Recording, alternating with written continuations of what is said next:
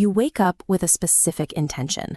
Today, you will stay patient and remain productive and finally act like the person you want to be. Yet by noon, a sharp comment or endless scrolling has already derailed everything. We expect discipline to remain steady, but willpower is a volatile battery, depleting under stress. The cycle deepens by carrying yesterday's burden. Each failure adds weight, lowering our capacity, creating a loop where we stop believing change is possible. Breaking this loop requires a system that functions outside the performance cycle.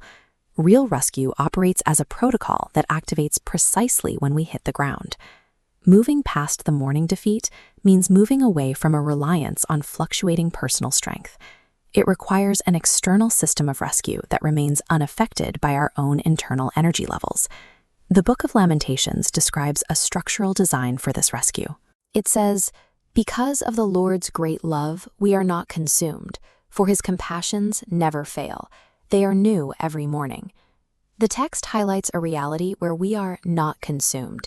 This protection acts as a catch basin, preventing a single day's failure from becoming a permanent collapse of our identity or our standing. This ledger illustrates the concept of mercy as a daily reset. While we tend to track historical debt, this system clears the balance at dawn. It refuses to carry the negative numbers of yesterday into the column for today. Because the balance clears every 24 hours, you are freed from the weight of previous mistakes. The emotional tax you feel you owe for yesterday has been canceled by the arrival of the sun. Grace is an active, systemic process that resets the environment. It provides a clean slate that is independent of how you happen to feel when you wake up. Even with a clean slate, you might fear that repeating the same mistakes will eventually wear thin. You worry that your weakness will finally exhaust the patience of the one offering the rescue. This maps the two variables involved. Human consistency is erratic, the highs and lows of your effort. Below it is a fixed, infinite foundation representing divine faithfulness. This commitment is a constant variable.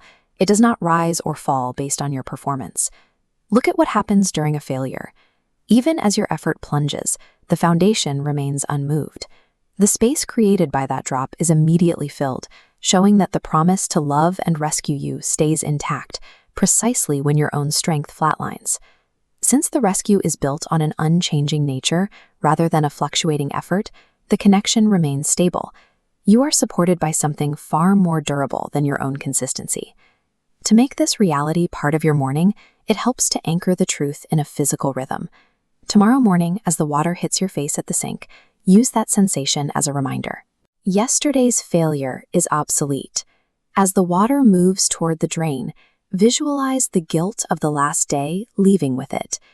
This simple act helps interrupt the cycle of self-condemnation that usually greets us at the start of the day. Pairing a physical habit with the reality of a cleared ledger helps the mind accept grace as a fact rather than just a feeling. It changes how you approach the hours ahead. You may be exhausted from trying to achieve perfection through sheer willpower. It is a pursuit that often ends in the same place it began. Jesus is not a judge waiting for you to stumble so he can record the error. He is a rescuer standing before you now, offering a fresh supply of mercy that is already yours to accept. If you are ready to stop relying on your own strength, join me in this prayer. Lord Jesus, I recognize my need for you. I ask for your rescue and your mercy. Thank you for washing away my past and giving me a new start today. By choosing this path, you have a foundation that does not shift. Every morning you wake up from this point on is a genuine fresh start. To affirm this truth, type "every morning is new" in the comments. If you know someone struggling with self-blame, share this perspective with them and subscribe to join us for tomorrow's delivery.